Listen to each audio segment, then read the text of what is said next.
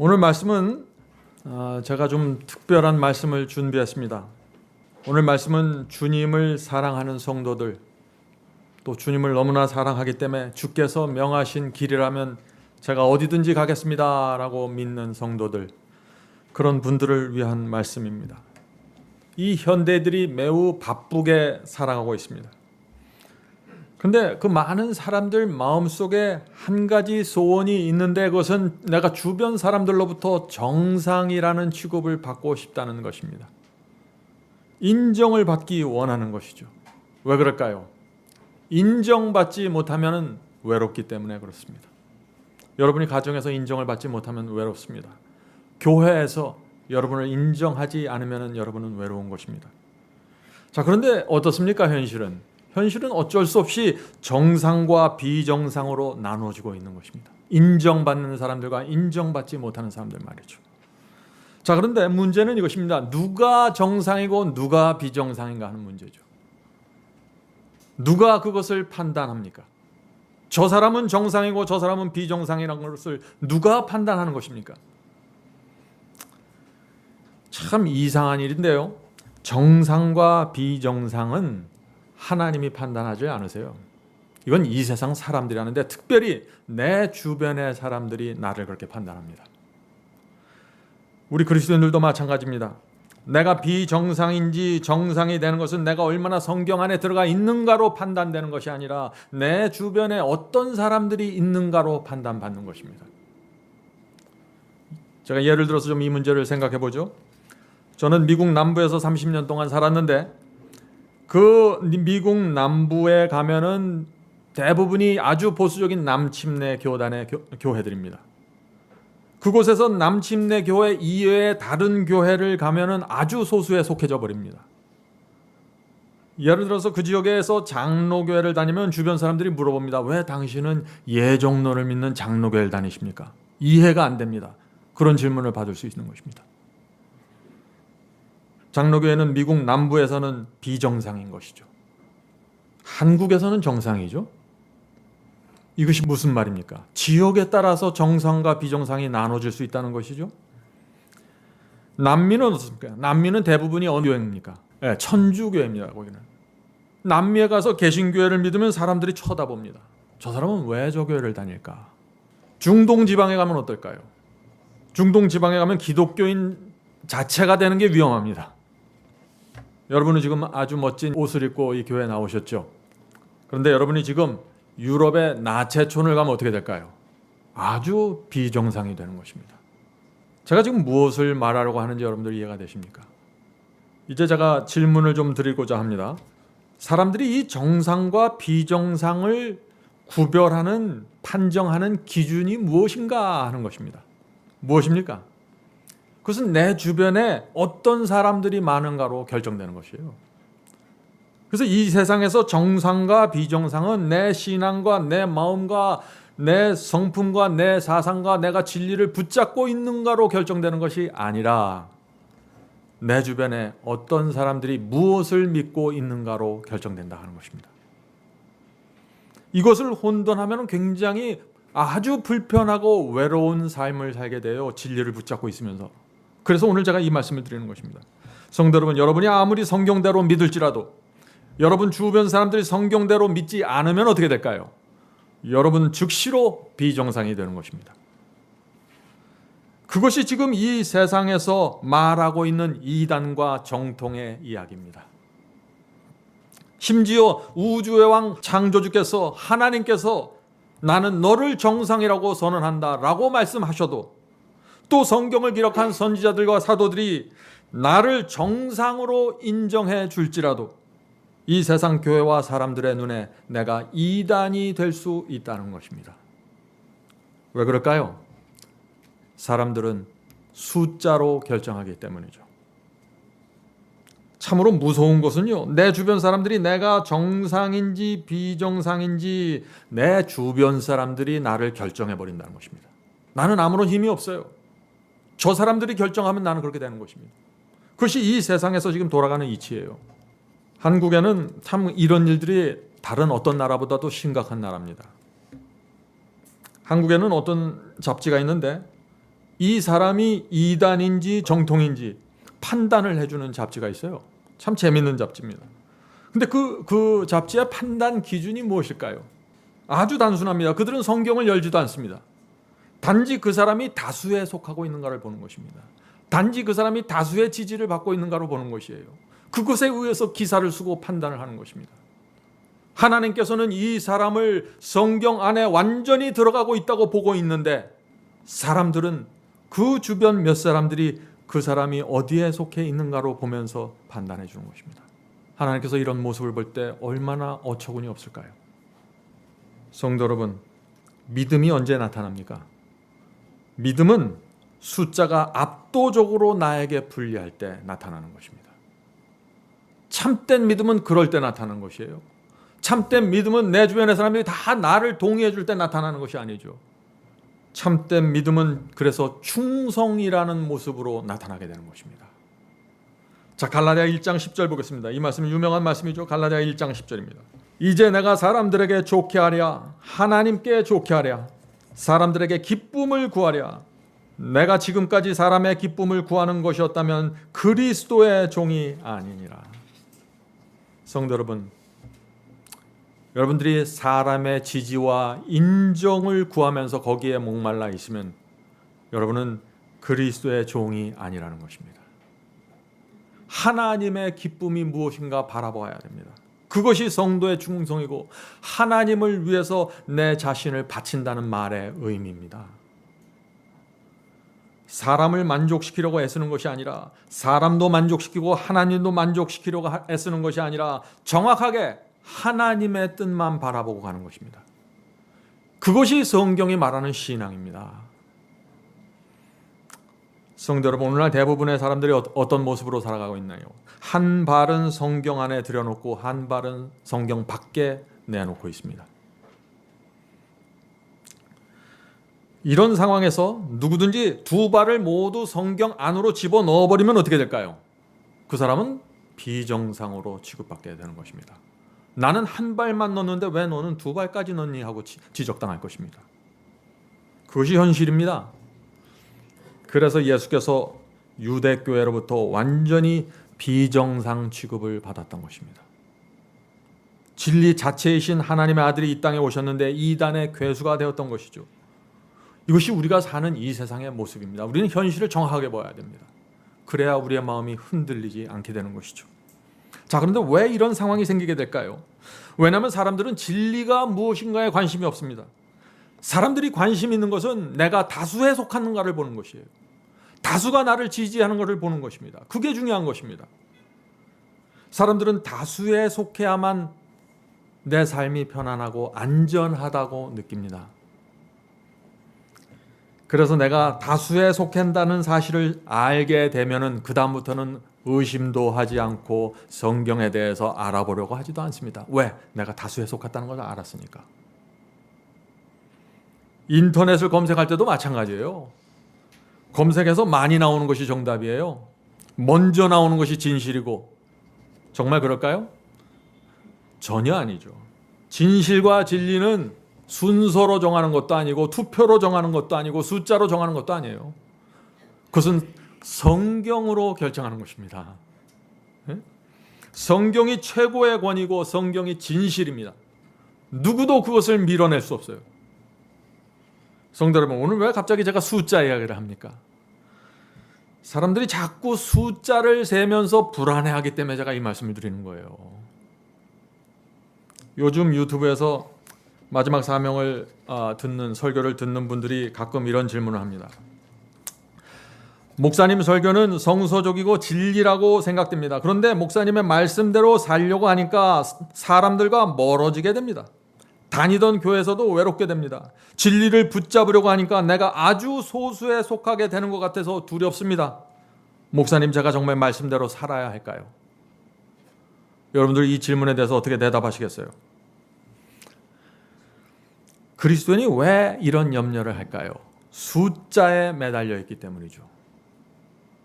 어떤 교리가 나타나고 어떤 빛이 나타나면은 이 빛과 이 교리를 받고 있는 사람들이 몇 사람인가 숫자를 세는 것입니다. 자, 숫자 세는 것도 좋아요. 근데 숫자를 세려면 제대로 세라는 얘기예요, 제 얘기는. 오늘 말씀의 주제는 그것입니다. 숫자를 제대로 세라. 어떻게 세야 될까요? 성도 여러분, 하나님 편에 서 있는 천사들의 숫자가 많습니까? 사탄과 악령들의 숫자가 많습니까? 하나님과 우주의 천사들의 숫자가 훨씬 더 많습니다. 우리가 살고 있는 이 지구는 우주 전체에 비교하면 먼지보다도 작은 아주 작은 행성이에요. 우주의 엄청난 숫자에 하나님의 편이 있습니다. 우리 눈에는 안 보이죠. 그 숫자는 사탄과 악령들의 숫자를 완전히 압도하는 숫자들입니다. 하나님께서 악령들을 압도하기 위하여 압도적인 숫자의 천사들을 이 날마다 이 지구에 보내주고 계신 것입니다. 그것을 보는 사람들이 믿음으로 살아갈 수 있는 것이에요. 더 이상 숫자를 세지 않습니다. 왜? 이미 숫자는 내가 압도하고 있기 때문에. 악령의 숫자가 하나님의 천사들보다 훨씬 숫자가 적습니다. 그런데 내가 내 주변에 있는 사람들 숫자를 세면서 그 숫자에 짓눌리면 어떻게 될까요? 진리를 외면하게 됩니다. 두려워하게 됩니다. 저 사람들이 나를 뭐라고 평가하는지 자꾸 들으려고 하죠. 그러면 어떻게 될까요? 그런 사람들은 이 우주 전체에서 아주 극소수로 살아가게 되는 것입니다. 성도 여러분, 오늘 제가 말씀드리는 것을 이걸 잘 생각해 보세요. 우주 전체와 등지고 살아가게 됩니다. 내가 내 주변 사람들과 타협하고 내가 내 주변 사람들의 그 지지와 인정을 받기 위해서 맞추어 주기 시작하면 나는 우주 전체에서 고아처럼 살아가게 된다는 것입니다. 이것은 정말 중요한 사상입니다.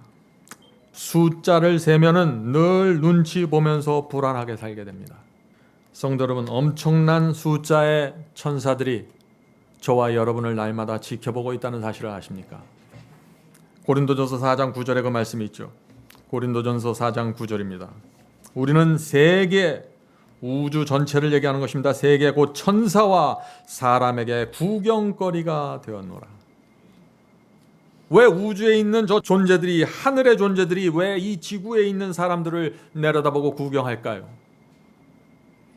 하늘 왕이 이 땅에 와서 십자가에 매달려서 벌거벗고 모욕당하고 죽었습니다. 이 지구인들을 구하기 위해서 말이죠. 그런데 이 지구인들이 그 하나님의 사랑에 어떻게 반응하는지 지켜보는 것입니다. 성도 여러분, 하나님과 천천만만의 천사들의 눈에 누가 정상으로 보일까요? 굉장히 중요한 질문입니다. 십자가의 사랑과 은혜에 감사하는 사람들일까요? 아니면 그것을 모른 척하고 살아가는 사람들일까요? 하나님의 말씀이라는 것은 모든 것을 바쳐서 충성하는 성도들입니까? 아니면 내 마음에 맞는 몇 가지 말씀을 붙잡고 위로받는 사람들입니까? 하늘이 볼 땐 누가 정상이라는 것입니까? 주변 사람들이 이상한 눈으로 볼지라도 진리 위에 정확하게 서는 성도들이 나타날 때 온 하늘은 그 성도에게 집중하는 것입니다. 왜? 십자가가 만들어내기 원하는 바로 그 사람이 나타났기 때문이죠. 우리가 그래서 이런 것을 알아야 됩니다. 지금 하나님과 천사들은요, 이 지구를 정상으로 보지 않는다는 사실 말이죠. 하나님과 천사들 눈에는 지구 대부분의 사람들이 비정상입니다. 왜 비정상일까요? 거의 모든 사람들이 하나님의 뜻과 주님의 말씀에 관심이 없습니다. 심지어 교회 다니는 사람들까지 진리가 무엇인지 확인하려고 하지 않습니다. 주님을 믿는다고 말하는데 그 주님의 말씀과 계명에는 관심이 없습니다. 성도 여러분, 지금 지구가 이런 상황입니다. 그런데 이 지구 안에서 인정을 받아보시겠다고요? 정상 취급을 받기 원하십니까? 이 지구에서. 그게 무슨 뜻이에요? 이 지구에서 인정을 받고 이 지구에서 나는 정상이 되고 싶습니다. 그것이 무슨 뜻입니까? 하나님과 천사들에겐 완전히 비정상이 된다는 얘기입니다. 제 말씀을 이해하십니까, 여러분? 굉장히 중요한 이슈입니다. 그리스도인은 그래서 우주 전체를 보면서 살아가야 되는 것입니다. 왜 우리가 우주 전체를 바라보아야 할까요? 왜냐하면 우리가 살 곳은 이 땅이 아닙니다. 우리가 살 곳은 저 우주 하늘에 있는 것입니다. 그러므로 우리가 영원히 살 그곳의 사람들이, 그곳의 존재들이, 그곳의 하나님과 성령과 예수께서 나를 어떻게 보는가가 중요한 것입니다. 여러분 주변에 있는 주변 사람들이 이 지구에서 전체가 여러분을 지지한다고 할지라도 아무 소용이 없습니다. 그래서 우리가 성경 말씀을 알아야 하는 것입니다. 성경을 알아야 하늘의 뜻을 알기 때문에 그런 것입니다. 평생 동안 교회 다녀보세요. 성경을 모르면 정상을 비정상으로 보고 비정상을 정상으로 취급하면서 살아가게 되는 것입니다. 성도 여러분, 부디 잊지 마시기 바랍니다. 저와 여러분이 이 지구에서 대우받는 순간 여러분은 하나님과 우주 전체에서 비정상이 되어버리고 마는 것입니다. 제 말씀이 맞나요? 엄숙한 진실입니다. 이 지구에는 진리에 관심이 없고 넓은 길을 걷는 사람들로 가득 차 있지 않습니까? 그래서 누구든지 하나님의 말씀대로 살려고 하면 사람들이 손가락질하고 비정상으로 취급하려고 달려들지 않나요? 만일 여러분이 이 땅에서 진리를 붙잡고 살려고 하면 어떤 일이 생길까요? 여러분들 이미 경험하신 분들도 계실 것입니다. 주변에서 이런 말들이 들려오죠. 아니, 저 사람은 왜 저렇게 살지? 저 사람은 왜 저렇게 믿는 거야? 저 사람은 왜 저 계명까지 지키려고 하지? 저렇게 믿지 않아도 구원받는데. 성도 여러분, 이런 말이 들어올 때 전혀 위축될 필요가 없어요. 왜 그래요? 우리는 확실한 숫자를 확보하고 있기 때문입니다. 온 우주와 하늘은 그렇게 생각하지 않습니다. 중요한 것은 우리의 생각과 우리의 믿음이 하늘의 사상과 같은가입니다. 이 우주의 절대 다수와 우리가 같은 것을 공유하고 있는가, 그것입니다. 우리를 구원해 주는 존재들은 이 땅의 존재들이 아닙니다. 하늘의 존재들이 우리를 구원해 주시는 거죠. 성도 여러분, 얼마나 감사합니까? 우리가 우리 혼자 고아처럼 사는 것이 아니라 우주 전체가 내 뒤편에 서서 같은 편이 되어준다는 것입니다. 조건은 무엇이에요? 내가 진리를 붙잡고 그것을 믿고 있는 동안 말이죠. 비행기를 탈 때마다 느끼는 것이 있죠. 인천공항에 가면은 그 건물의 웅장함에 압도당합니다. 멋있습니다, 인천공항이. 자, 그런데 비행기를 타고 조금만 높게 뜨면 어떻게 될까요? 처음에는 사람들이 안 보입니다. 아주 작아집니다. 점점점 높이 뜨면 인천공항도 그 옆에 있던 건물이나 아파트도 아주 작은 성냥갑처럼 보이게 됩니다. 그런데 사람들이 어떻게 해요? 그 성냥갑처럼 보이는 곳에서 서로 경쟁하고 다투고 인정받지 못해서 눈치를 보며 살아가고 있는 것입니다. 저 사람들이 나를 인정해 주지 않으니까 불안하죠. 근데 비행기 타고 조금만 올라가면 다 의미 없는 얘기예요. 그게 눈에 보이지도 않아요. 왜 사람들이 그런 모습으로 살아가게 될까요? 이 조그만 지구에 쭈그려 앉아서 살기 때문이죠. 위를 보지 못하기 때문입니다. 우주 전체에서 압도적인 숫자와 능력으로 지배하는 그 하나님과 천사들과 성령을 보지 못하기 때문에 내 앞에 있는 몇 안 되는 참 메뚜기 같은 인물들 때문에 위축받는 것입니다. 성도 여러분, 우리도 엘리사처럼 눈이 열려야 되지 않겠습니까? 우리도 불말을 보아야 되는 것입니다. 불말과 불병거, 우리 주변을 질치고 있는 불말과 불병거, 이것을 보는 사람들이 믿음으로 나갈 수 있는 것입니다. 하늘은 정말 엄청난 곳 아닙니까? 여러분들 외로울 때 하늘을 생각하십시오. 말할 수 없이 행복하고 아름다운 곳이 하늘입니다. 바울은 그래서 하늘에 대해서 이렇게 말했습니다. 고린도전서 2장 9절입니다. 고린도전서 2장 9절. 기록된 바 하나님이 자기를 사랑하는 자들을 위하여 예배하신 모든 것은 눈으로 보지 못하고 귀로 듣지도 못하고 사람의 마음으로 생각하지도 못하였다 함과 같으니라. 하늘은 이런 곳입니다. 여러분들 하늘을 상상하십니까? 여러분들이 상상하는 훨씬 더 그 이상입니다. 하늘은 우리의 생각과 상상을 뛰어넘는 아름다운 곳이죠. 엄청난 곳입니다. 그곳은 병도 없고 슬픔도 없습니다. 하나님께서는 우리에게 온 우주를 다니면서 여행할 수 있는 권리와 시간을 주실 것입니다. 이 땅에 사는 그 짧은 시간 동안, 우리가 갖고 있는 이 짧은 은혜의 시간 동안 우리가 하나님의 말씀을 붙잡고 충성하기만 한다면 우리는 영원을 살게 되는 것입니다. 사자와 놀고 천사들과 대화하면서 살게 될 것입니다. 얼마나 아름답습니까? 자, 그런데 이렇게 주님을 믿고 하늘을 믿는다는 사람들이 이 세상 내 앞에 있는 몇 사람들의, 내 주변에 있는 몇 사람들의 인정을 받지 못해서 외로움을 느끼면 되겠습니까?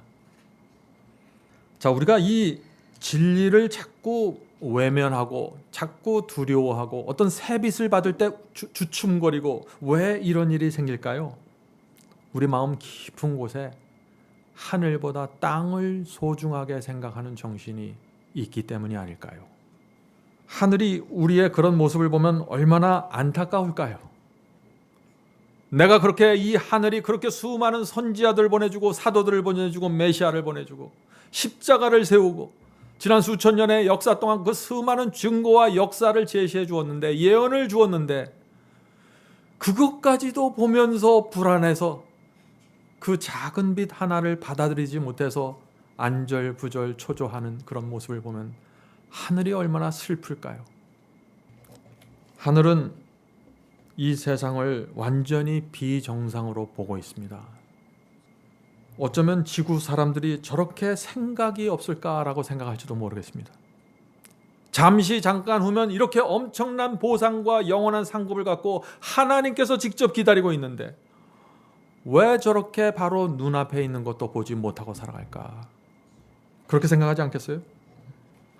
성도 여러분, 제가 분명히 다시 말씀드리지만 이 세상을 위해서 살아가는 사람들, 이 땅에 말뚝을 받고 여기서 영원히 살 것처럼 살아가는 사람들은요, 우주 전체에서 아주 극소수가 되는 것입니다.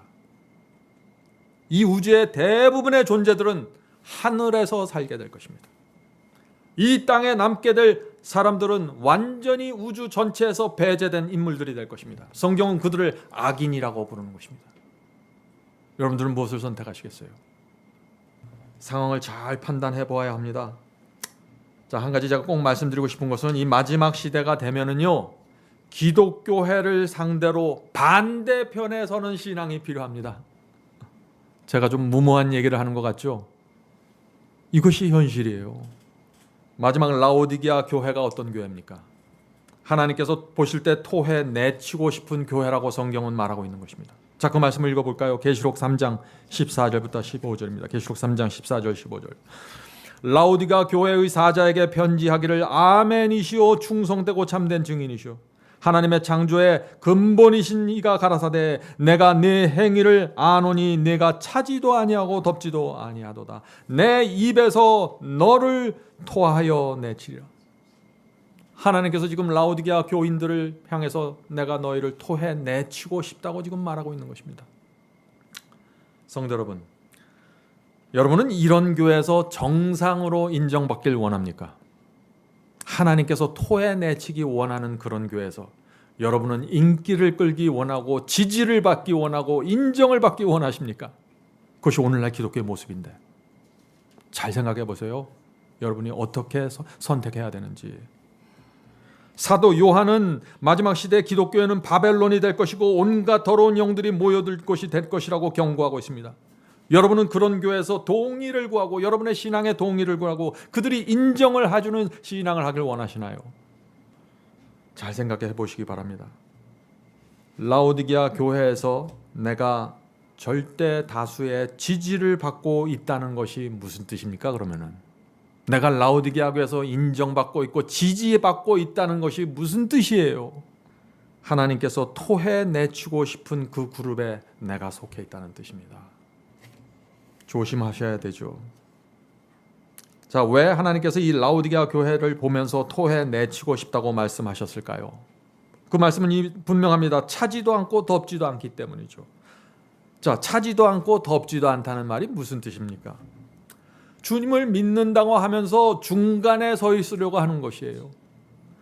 하나님이 저기 계시고 사람들은 여기 있는데 내가 그 중간에 살고 싶다는 것입니다. 왜 그럴까요? 하나님의 말씀과 어느 정도 원합니다. 그러면서 동시에 사람들의 지지도 받기 원합니다.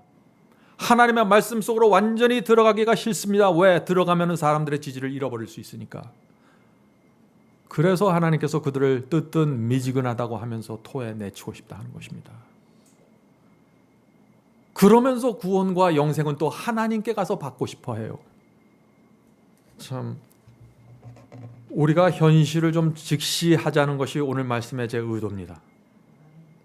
성도 여러분, 믿음이 무엇인가요? 히브리서 11장을 보겠습니다. 히브리서 11장은 믿음장이라고 부르죠. 히브리서 11장만큼 믿음이 정확하게 제시되어 있는 성경장은 많지 않습니다. 자, 히브리서 11장 1절부터 2절 보겠습니다. 믿음에 대해서 이렇게 설명합니다. 믿음은 바라는 것들의 실상이요 보지 못하는 것들의 증거니 선진들이 이로써 증거를 얻었느니라. 자, 이 말씀이 무슨 뜻입니까? 믿음이 뭐예요? 보이지 않는 것을 보는 것처럼 믿는 것이라는 것입니다. 선진들이 이로써 증거를 얻었다고 했습니다. 자, 이 말씀은 또 무슨 뜻인가요? 믿음의 조상들은, 여기에 나오는 아브라함과 아벨과 같은 이 믿음의 조상들은 보이지 않는 것을 보는 것처럼 믿었기 때문에 증거를 받았다는 것입니다. 성도 여러분, 많은 사람들이 왜 믿음을 잃어버릴까요? 눈앞에 보이는 것만 보고 살기 때문이죠. 믿음은 보이지 않는 것을 보는 것인데 보이는 것만 보는 것입니다. 보이는 것의 숫자를 세는 것이에요. 숫자를 세려면 보이는 것과 보이지 않는 것 전체 통계를 내야 될 텐데, 그래서 믿음을 잃어버리는 것입니다. 자, 히브리서 11장에 기록된 이 믿음의 조상들이 어떤 삶을 살았습니까? 이 세상에서 그들이 어떤 취급을 받았나요? 그들은 정상이었습니까? 비정상이었습니까? 자, 이 말씀을 읽어보죠. 히브리서 11장 32절 39절입니다. 32절부터 39절. 내가 무슨 말을 더하리오? 기드온, 바락, 삼손, 입다와 다윗과 사무엘과 및 선지자들의 일을 말하려면 내게 시간이 부족하리로다. 저희가 믿음으로 나라들을 이기기도 하고 의를 행하기도 하고 약속을 받기도 하고 사자들의 입을 막기도 하며 불의 세력을 멸하기도 하며 칼날을 피하기도 하며 연약한 가운데서 강하게 되기도 하며 전쟁이 용맹되어 이방 사람들의 진을 물리치기도 하며. 자, 여기 믿음의 사람들이 엄청난 일을 행하는 모습이 나오죠. 여기까지 참 멋있어 보입니다. 나라를 지키고 의를 행하며 약속을 받고 사자들의 입을 막고, 누가 이렇게 영웅같이 멋있는 신앙을 싫어하겠어요? 다 좋아하죠. 그런데 이 반대의 삶이 또 있는 것입니다. 자, 그 모습을 읽겠습니다. 35절입니다. 여자들은 자기의 죽은 자를 부활로 받기도 하며 또 어떤 이들은 더 좋은 부활을 얻고자 하여 무엇을 받되? 악형을 받되 구차히 면하지 아니하였으며 또 어떤 이들은 희롱과 채찍질 뿐 아니라 결박과 옥에 갇히는 시험도 받았으며 돌로 치는 것과 톱으로 켜는 것과 시험과 칼에 죽는 것을 당하고 양과 염소의 가죽을 입고 유리하며 궁핍과 환난과 학대를 받았으니 이런 사람은 세상이 감당치 못하도다. 저희가 광야와 산중과 아물과 토굴에 유리하였느니라. 이 사람들이 다 믿음으로 말미암아 증거를 받았으나 약속을 받지 못하였으니. 성도 여러분, 바로 이 부분입니다. 바로 이 부분이 오늘날 현대 기독교에서 말하는 복음에서 빠져버린 것입니다. 주의 말씀과 계명에 순종하는 삶을 살면은 악형도 받고 엄청난 손해도 보고 희롱당하고 결박당하고 옥에 갇히고 돌로 맞을 수 있는데, 이것이 믿음인데 이 부분이 복음에서 실종돼 버린 것입니다. 그래서 사람들이 믿는다고 하면서 넓은 길을 가라가는 것이죠. 많은 사람들이 이런 질문을 하죠. 유튜브에서 목사님이 하는 설교처럼 믿고 살면 아주 소수에 속하게 됩니다. 신앙을 그렇게 하면 매우 불안정할 것 같습니다. 하는 질문 말이죠. 소수에 속하는 것을 두려워하는 것입니다. 하나님께 등지는 것을 두려워하지 않고 소수에 속하는 것을 두려워하는 것입니다. 이런 사람들은 히브리서 11장에 단 한 사람도 없습니다. 히브리서 11장은 다 비정상이었고 소수였고 하나님 편에 확실히 들어간 사람들이에요. 그래서 이런 질문을 갖고 있는 분들은 히브리서 11장을 기도하면서 하나하나 읽어보시면 되는 것입니다. 어려운 것이 전혀 없습니다. 자, 믿음의 조상들은 그렇다면 왜 그런 모습으로 살았을까요? 대답은 아주 간단합니다. 그들은 이 지구에서 소수에 속했기 때문이죠. 그들은 이 지구에서 비정상이었기 때문입니다. 그래서 핍박받고 그래서 죽은 것입니다. 그래서 그들처럼 믿으면은 로마 황제로부터 악형을 받아야 했고 조롱받아야 했고 채찍질 받아야 했고 옥에 갇혀야 했고 돌에 맞아야 했던 것입니다. 비록 우주 전체에서는 다수에 속했고 하나님께서 그들 편에 서 계셨지만 그들이 살던 그 지역에서는 그들이 소수였고 비정상이었어요. 그래서 온갖 악행을 당해야만 했던 것입니다. 성도 여러분, 여러분이 삶 속에 여러분이 진리를 갖고 있다는 이유 때문에 어려움이 찾아오시면은 우주를 바라보세요. 얼마나 많은 숫자가 나를 지지해주고 있는지 바라보셔야 되는 것입니다. 그것이 믿음이랍니다.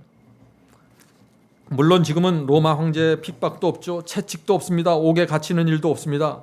그러나 오늘날 기독교는 어떻습니까? 누구든지 진리를 정확하게 붙잡으려고 하면 눈치를 줍니다. 이상하게 바라보고 부당한 대우를 합니다. 교회 안에서조차 외로움과 불편함을 듣게 하게 되는 것입니다. 예수께서 토해내치고 싶은 교회이기 때문에 이런 상황들이 생기는 것입니다. 그래서 오랫동안 함께 교회 다니던 친구들이 어느 날 떠나가게 되는 것입니다. 가까운 곳에 교회가 있지만 먼 교회를 찾아가고 멀리서도 찾지 못하면 가나안 성도가 되는 것입니다. 이것이 오늘날 기독교의 모습 아닌가요? 진리에 순종하기 위해서 교회를 떠나는 사람들이 점점점 늘어나고 있습니다. 성도 여러분, 그러나 오해하지 마십시오. 저와 여러분만 이렇게 진리 때문에 어려워하고 힘든 것이 아닙니다. 각 시대마다 하나님께서 주시는 말씀을 있는 그대로 붙잡고 살았던 성도들은 다 비슷한 길을 걸었습니다. 히브리서 11장에서 하나님을 믿는 성도들이 어떤 경험을 했나요? 자, 아벨은 어떤 경험을 했습니까? 아벨은 제사와 예배라는 진리 때문에 순교당했습니다. 히브리서 11장 4절에 그 말씀이 있죠. 믿음으로 아벨은 가인보다 더 나은 제사를 하나님께 드림으로 의로운 자라 하는 증거를 얻었으니 하나님이 그 예물에 대하여 증거하심이라. 저가 죽었으나 그 믿음으로써 오히려 말하느니라. 가인과 아벨은 형제였습니다. 두 형제 사이에 논쟁이 생겼는데 그 논쟁의 이슈가 뭐예요? 제사와 예배에 대한 문제였습니다. 히브리서는 아벨이 더 나은 제사를 드렸고 의롭다는 증거를 받았다고 했죠. 다시 말해서 온 하늘과 우주의 천사들은 아벨을 의인으로 보았다는 것입니다. 그런데 가인의 눈에는 이 아벨이 완전히 비정상처럼 보인 것입니다. 어떤 결과가 생겼을까요? 아벨은 같은 교회에서 같은 하나님을 믿던 형에게 죽임을 당한 것입니다. 자, 히브리서는 그래서 뭐라고 해요? 아벨이 죽임을 당했으나 그 믿음으로써 오히려 말하였느니라. 이 말씀이 무슨 뜻인지 여러분들 아시겠죠? 믿음은 마음속에 감출 수 없다는 것입니다. 우리가 믿음이 있으면 아벨처럼 진리가 무엇인지 말하게 된다는 것입니다. 손해를 보더라도 말하게 된다는 것이죠. 가인에게 그렇게 예배드리면 안 된다고 경고해 주었던 것입니다. 그래서 맞아서 죽었던 것이죠. 이것이 하늘이 인정하는 믿음이었다고 지금 히브리서 11장은 말하고 있어요. 만일 아벨이 그 당시에 진리를 좀 타협하고 형 가인과 좋은 관계를 유지하기로 결정했다면 어떻게 되었을까요? 성경은 다시 써야겠죠. 아벨은 가인과 함께 악인의 반열에 이름을 올리게 되는 것입니다.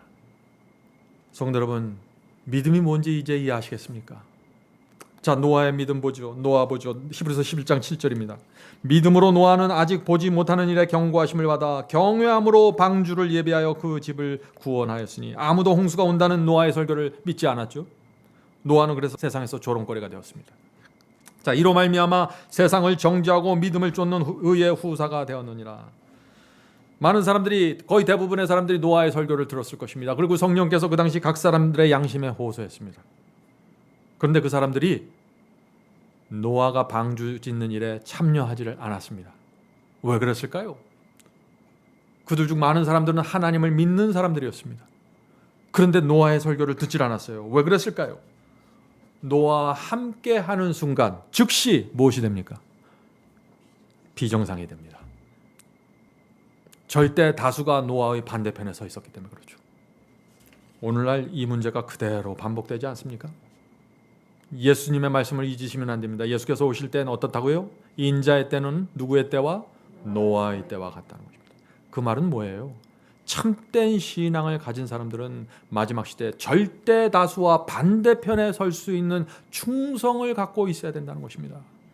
그것이 없으면 안 된다는 것이에요. 그것이 노아의 시대입니다. 노아 시대 두려움 때문에 멸망당한 것입니다. 두려움 때문에. 그래서 용기가 필요한 것입니다. 그런데 그 용기는 인간적인 육신에서 나오는 것이 아니에요. 이 성경이 말하는 용기는 이것이 진리구나 하는 것을 성경에서 확인했기 때문에 나오는 용기입니다. 그것은 내가 만들어내는 용기가 아니라 하나님께서 내게 주시는 용기입니다. 여러분의 천성이 어떻게 태어났든지 간에, 여러분의 선성이 얼마나 부드럽든지 간에 상관없습니다. 하나님의 말씀이 이것을 진리라고 나에게 확신해 주기만 한다면 누구나 용기를 갖고 설 수 있는 것입니다. 자, 아브라함의 믿음 보죠. 히브리서 11장 8절입니다. 믿음으로 아브라함은, 자, 계속해서 믿음이 나오죠. 믿음으로 아브라함은 부르심을 받았을 때 순종하여 장래 기업으로 받을 땅에 나가실 때 갈 바를 알지 못하고 나갔으며. 자, 하나님께서 이 아브라함에게 너는 이제 너희 고향과 친척과 아버지 집을 떠나라 명령하셨습니다. 아브라함이 어떻게 했나요? 순종했죠. 자, 오랫동안 정들었던 사람들 떠납니다. 집을 버리고 땅을 버리고 떠납니다. 목적지도 모른 채 고향 땅을 떠납니다. 그 당시 고향을 떠난다는 것이 무슨 뜻입니까? 나를 보호해 줄 사람들로부터 떠난다는 것입니다. 도적대를 만나고 강도를 만나도 아무도 내 편이 되어 줄 수 없습니다. 어떻게 아브라함이 그런 결정을 할 수 있었을까요? 하나님을 믿었기 때문이죠. 그것을 믿음이라고 지금 히브리서가 말하고 있는 것이죠. 자, 아브라함이 이렇게 떠나려고 했을 때 두 동네 사람들, 가족들이 얼마나 말렸을까요? 동네 사람들 눈에 이 아브라함이 어떻게 보였을까요? 비정상이죠. 하나님의 눈에는 정상인데 동네 사람들 눈에는 완전히 비정상이에요. 지금 히브리서 11장은 그것을 말하는 것이에요. 성도 여러분, 성경이 정상이라고 해야 정상이 되는 것입니다. 내 주변 사람들이 뭐라고 말하는 것이 중요하지 않아요. 성경이 정상이라면 정상이고 성경이 비정상이라면 비정상이에요. 이건 사람이 결정하는 것이 아니에요. 근데 많은 사람들이 사람이 결정하려고 나서죠. 자꾸 착각이죠. 모세는 어떤 믿음을 갖고 있었습니까? 하나님의 말씀에 순종하기 위해서 어떻게 했나요? 왕의 보좌를 버렸죠. 하나님의 백성과 고난받으려고 왕의 보좌를 버리고 떠났습니다. 주변에서 얼마나 말렸을까요? 모세는 애굽 전체에서 무엇이 되었습니까? 비정상이 되었습니다. 그러나 하늘은 모세를 지극히 정상으로 보았습니다. 여러분은 지금 하늘이 여러분을 어떻게 보십니까? 굉장히 중요한 질문입니다. 성도 여러분, 우리가 사는 이 나라의 의견만 보면 안 돼요. 모세가 자기가 살고 있던 애굽의 의견을 존중했으면 왕자를 버리지 못해요. 여러분이 대한민국에서 어떤 의견을 갖고 여러분의 신앙을 판단하는 것을 보면 안 되는 것입니다. 우주 전체가 무엇이라고 판단하는지 보셔야 되는 것입니다. 그것이 유일한 판단 기준이고 성경이 최고의 권위를 갖고 있는 것입니다. 성도 여러분, 그러므로 우리가 이것을 인정할 수밖에 없는 것입니다. 우리가 참된 믿음을 갖기 원하면은 이 세상에서 비정상적인 취급을 당할 수 있다는 그 현실을 인정해야 하는 것입니다. 예수께서 왜 천국 가는 길이 좁다고 했을까요? 이 세상에서 비정상이라는 취급을 받으면서 가야 되기 때문이죠. 왜 멸망으로 가는 길은 넓다고 했습니까? 왜냐하면 그 길은 이 세상의 지지를 받으면서 정상인의 대우를 받으면서 살기 때문이죠. 과연 누가 주님을 위해서 좁은 길을 선택할까요? 믿음을 가진 성도 외에 누가 좁은 길을 가겠습니까? 아무도 갈 수 없습니다. 하나님을 믿는 사람들만 가는 것입니다. 히브리서 11장 13절 14절 보겠습니다. 히브리서 11장 13절 14절. 이 사람들은 지금 히브리서 11장에서 나열한 아벨, 노아, 아브라함, 모세와 같은 사람들이죠. 이 사람들은 다 믿음을 따라 죽었으며 약속을 받지 못하였으되. 자, 그 다음에 이어지는 말씀이 중요합니다. 들어보세요. 그것들을 멀리서 보며, 자, 믿음의 조상들이 그것들을 멀리서 보며 환영하며 또 땅에서는 외국인이나 나그네로라 증거하였으니 이같이 말하는 자들을 본향 찾는 것을 나타내미라. 자, 지금 제가 읽은 이 말씀 속에 중요한 말씀이 나옵니다. 의인들이, 히브리서 11장에 나오는 이 믿음의 조상들이 갖고 있는 믿음의 단계들이 나옵니다. 이분들이 어떤 단계를 가지고 있었는지. 자, 첫 번째 단계 뭐예요? 그것들을 멀리서 보았다고 했습니다. 그렇죠? 그것들을 멀리서 보았다고 그랬어요. 믿음의 조상들도 하늘을 가까이서 보았던 사람들이 아닙니다. 부활의 약속을 멀리서 보았어요. 그들도 우리처럼 희미하게 보았습니다. 성도 여러분, 이 영적인 것들은 멀리 보입니다. 내 주머니 속에 있는 돈은 정확하게 보여요. 내 집은 정확하게 보입니다. 그런데 영적인 것은 멀리 보입니다. 그래서 믿음이 필요한 것이죠. 가끔 신실한 성도들도 이런 질문을 합니다. 정말 이렇게 좁은 길을 걸으면서 살면 하나님께서 정말 종래에 나를 알아봐 주실까요? 정말 예수께서 재림하셔서 이 의인들의 고통과 고생을 정말 보상해 주실까요? 하는 질문입니다. 왜 이런 질문을 할까요? 멀리서 보이기 때문이죠. 내 주변에서 보고 듣고 만지는 것들은 아주 분명하게 느껴지는데 영적인 것은 멀리 보인다는 것입니다. 그래서 이런 생각을 합니다. 내가 기도할 때 하나님께서 정말 들으실까요? 하나님께서 내 마음의 고민을 정말 아실까요? 하늘은 정말 있는 것일까요? 히브리서 11장에 나오는 믿음의 조상들도 멀리서 보았다는 것입니다. 그런데 문제는 여기까지는 그분들과 우리가 같습니다.